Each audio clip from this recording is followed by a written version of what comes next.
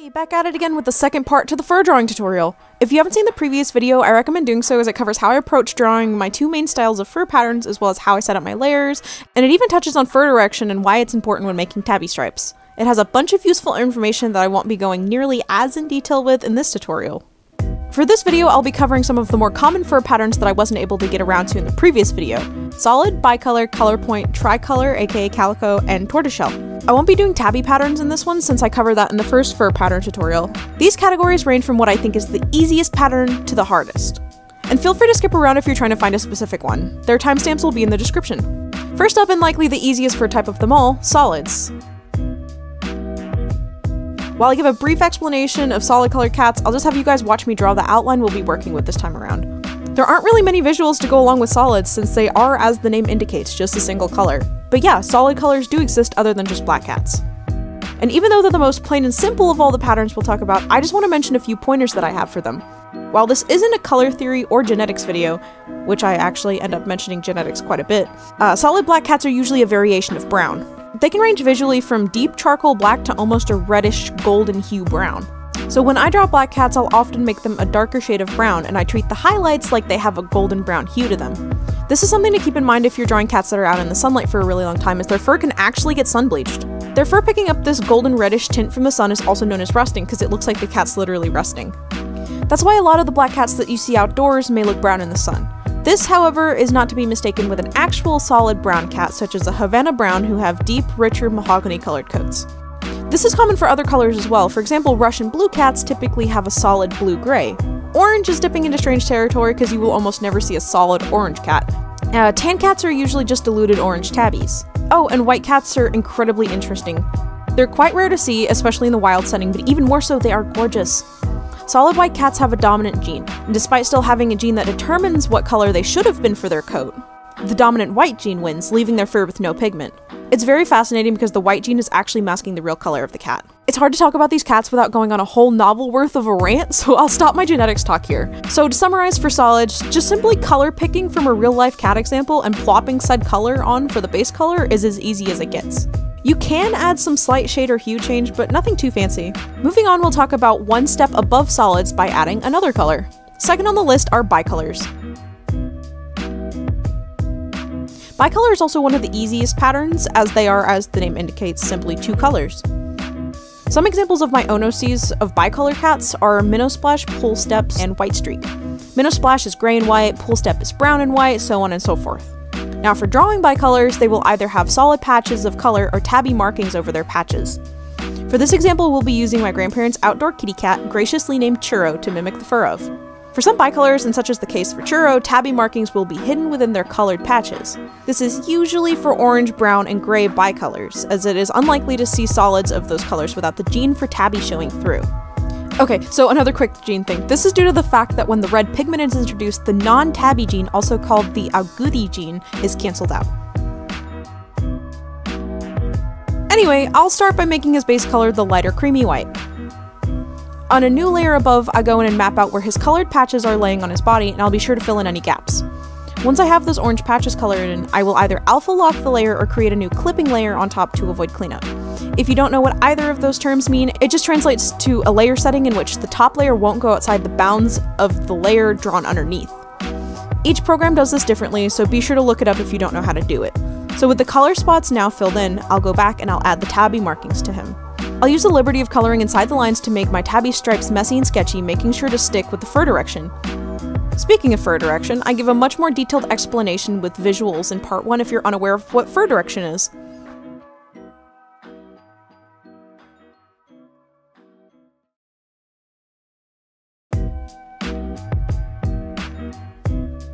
And there you have it, a fully finished Churro. Moving on, we'll jump into something pretty similar to bicolor cats, but are different in terms of where the patches of color are. Third, we'll talk about color points.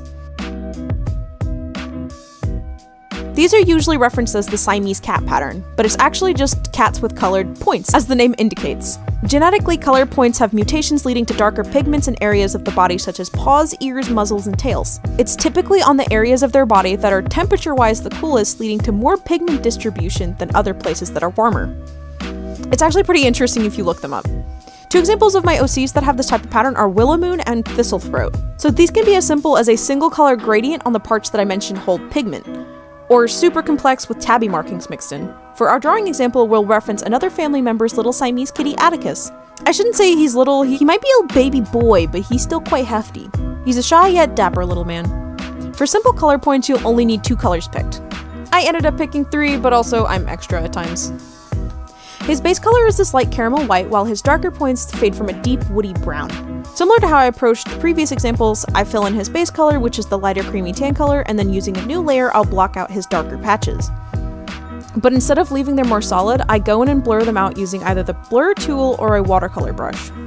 Once that's done, if it's a cat such as a lynx point that has tabby markings, I'll add those in on a new layer too. Color points with other markings can have more than just 2 colors, so when you're color picking, be sure to take mental note of how many quote-unquote layers you think your cat will need. Once I have everything airbrushed out and his cute little eye color added, Atticus is finished and he turned out super cute. Moving on, fourth in line are tricolor cats. These coat patterns are where you dip into the calico area. They're typically black, brown, orange, and white. Some examples of my OCs with tricolor fur patterns are Mothwatcher and Turtlestone. For this example, we'll take a look at my most recent foster cat, Chai, who has a very pretty calico coat pattern. I had to alter the line work for her because she was just a scrawny little kitty. Some calicos will have much more white on them compared to other parts, and some will be more patch heavy. What separates a calico from a tortoiseshell is their base color, which we'll cover torties here in a minute, so don't worry. Calicos are black, brown, or orange over white. Calicos also tend to have more defined, bolder, and larger patches of color dappled throughout their pattern. I'll start by isolating her base color, which is a creamy white color, and then picking the colors for her calico spots, which is this nice pumpkin orange and a deep mahogany brown. On her face, her spots are much more shapely and easily identifiable, but unfortunately they get less defined the further down her back we go. This is where I would just simplify the markings to where they are still readable as a calico, but won't put too much stress on my brain or anyone else's. I also mentioned that I used the same method as I did in the bicolor example by using a clipping layer to add in tabby markings to some of the orange spots. In my opinion, tricolors can be the most fun to draw, however, they can sometimes become overwhelmingly difficult to keep up with. Here's where I'll also say that there is no shame in simplifying calico patterns when you're first starting out. It's not worth the stress of getting every little nook and cranny just the right color and fighting to keep every patch exactly as it would be in real life. For hours trying to perfect everything. Heck, you could even draw 2 or 3 circles on top of the base color and it would still be recognizable as a tricolor cat. There's no right or wrong way to do it. I love being able to combine different shades and tones, and honestly, calicos just end up looking like the embodiment of autumn leaves, and I find it super pretty each time. And after some fluffing around with the white fur, Chai is done. And now we'll move on to what I like to call the opposite aesthetic sister of calicos, torties. Lastly comes the tortoiseshell cats, which were briefly mentioned just a little bit ago. These are by far the most difficult types of cats to paint the fur typing for because there generally aren't any bold color patches to replicate. They're a mixture of black, browns, oranges, and whites. It feels like each brushstroke needs to be a separate color in order to accurately and realistically mimic a tortoiseshell. So often I'll approach it similar to how I would approach a calico's fur pattern. I almost always simplify torties by a lot. For this example, we'll be working off of my real-life tortie, Moth, who is a spicy but adorable little gal. Disregard that she in real life has quite the dumpy, so I'm not altering my line work for her chunky self. Like I said, I'm going to approach this like I would a calico, but instead of the base color being white, I'll start with a deep brown. I don't like working with flat, plain black as it tends to wash out a character and make them feel flatter, which is also the reason I make solid black cats a darker brown. So I'll make her base color the darker brown, and then with a new layer on top, I'll start to mark out where her bolder orange-white patches stick out more. Like I said, her fur is going to have to be simplified by quite a lot, so I'll map out the bigger orange areas as well as the dominant white and light orange spots on her face. Once I have those orange spots, I'll go in and sort of brush or blend them out and go back over it with a similar color to create tortie patches. Following the same idea, I go around the orange parts with a more reddish brown color and make them blend more in with the darker fur underneath. I'll go really slow with the playback here so you can really see what I'm doing to achieve this look.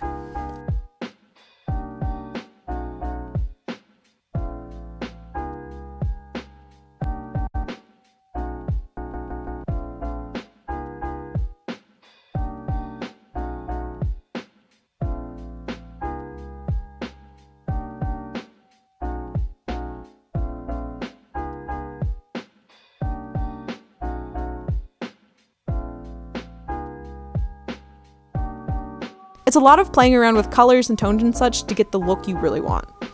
Again, if you're just starting out, you can plop a few larger round shapes all over the body to get a feel of how the color will lay on the coat.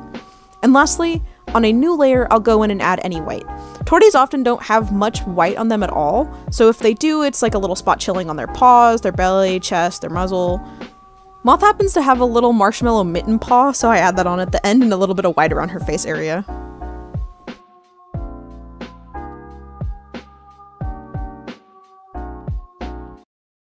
And there are so many more types of cat coats that I didn't even begin to touch on, such as Torbies, which are a combination of tabbies and tortoiseshells, or how Abyssinian cats have this gorgeous cinnamon gradient fur due to a dominant mutant gene, or the gorgeous fur patterns of a snowshoe cat. And I'd also like to state that some of the genetics talk may be slightly inaccurate. I'm just an artist with a massive, massive special interest in cats, and I'm not a scientist.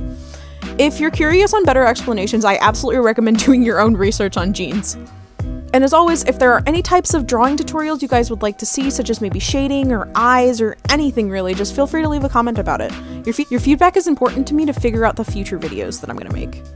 Hopefully either part of this fur drawing tutorial was helpful. If you use this tutorial, feel free to tag me on any of my social media platforms.